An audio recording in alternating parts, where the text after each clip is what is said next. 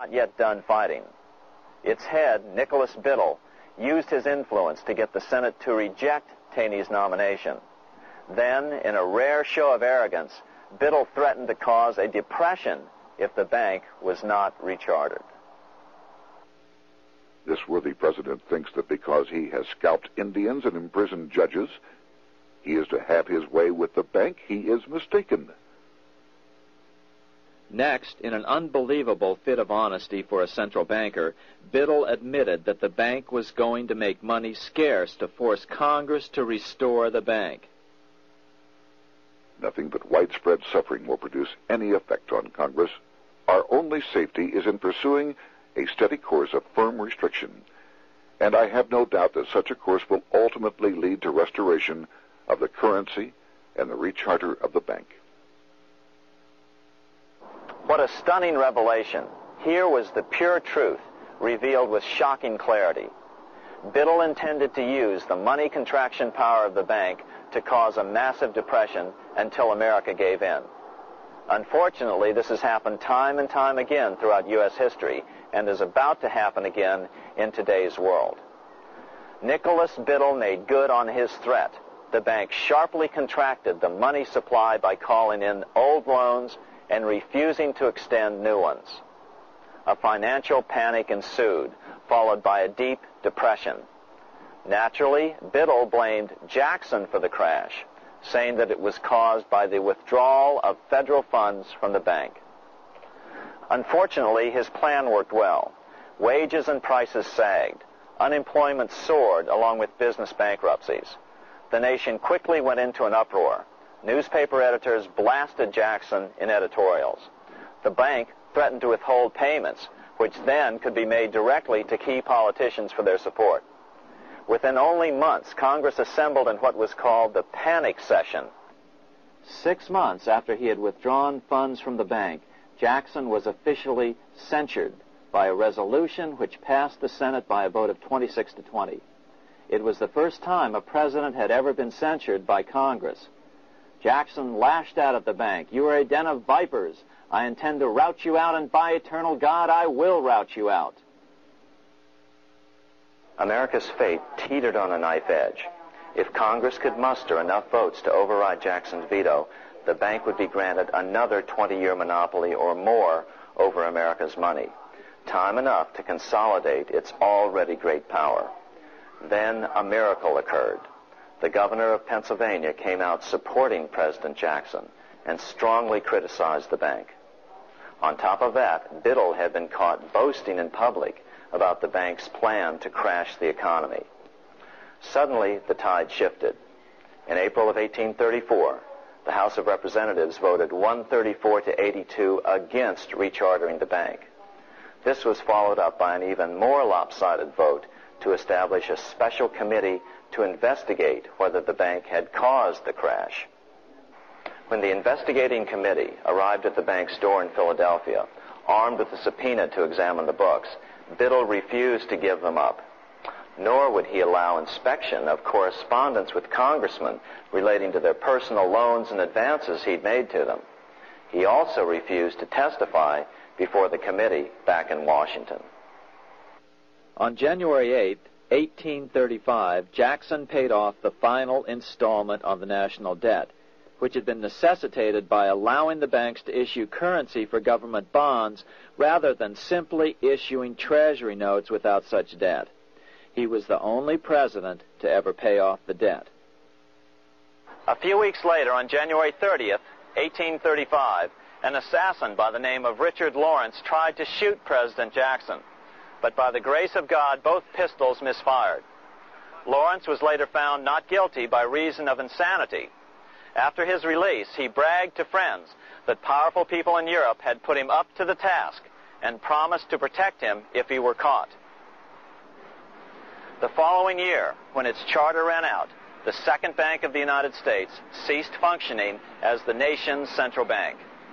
Biddle was later arrested and charged with fraud. He was tried and acquitted, but died shortly thereafter while still tied up in civil suits. After his second term as president, Jackson retired here to the Hermitage outside of Nashville to live out his life. he is still remembered here for his determination to kill the bank. In fact, he killed it so well that it took the money changers 77 years to undo the damage. When asked what his most important accomplishment had been, Jackson replied, "I killed the bank." Unfortunately, even Jackson failed to grasp the entire picture and its root cause.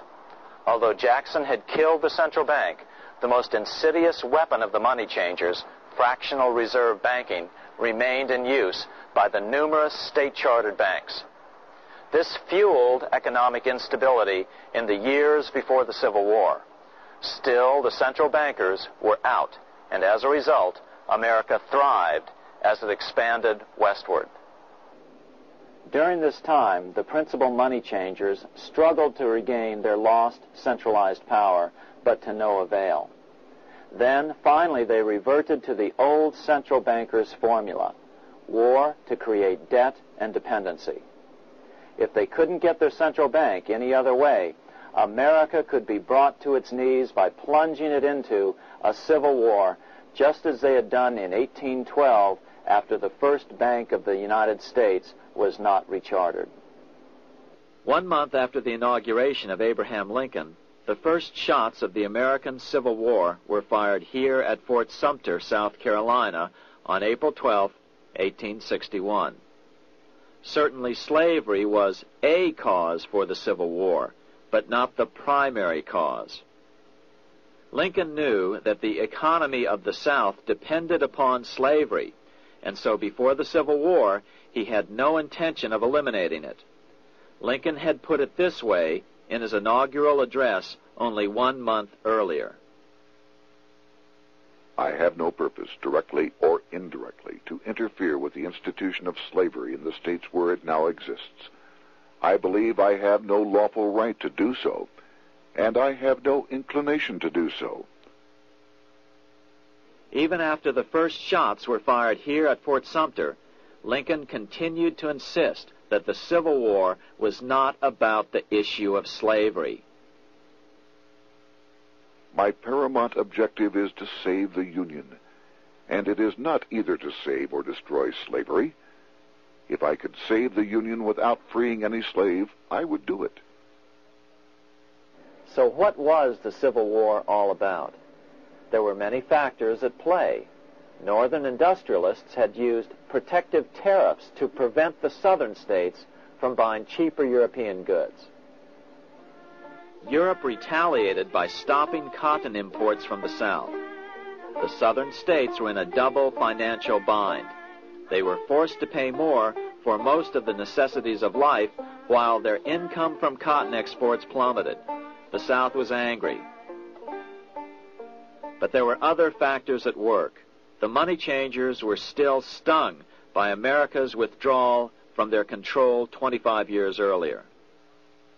Since then, America's wildcat economy had made the nation rich, a bad example for the rest of the world.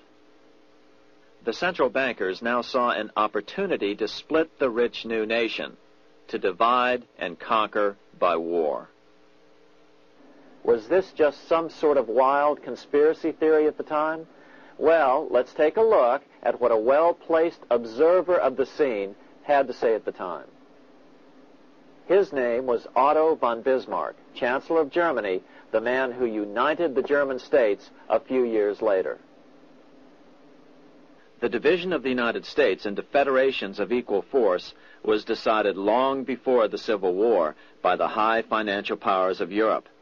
These bankers were afraid that the United States, if they remained as one bloc and as one nation, would attain economic and financial independence, which would upset their financial domination over the world. Within months after the first shots here at Fort Sumter, the central bankers loaned Napoleon III of France, the nephew of the Waterloo Napoleon, 210 million francs to seize Mexico and station troops along the southern border of the U.S., taking advantage of their war to violate the Monroe Doctrine and return Mexico to colonial rule.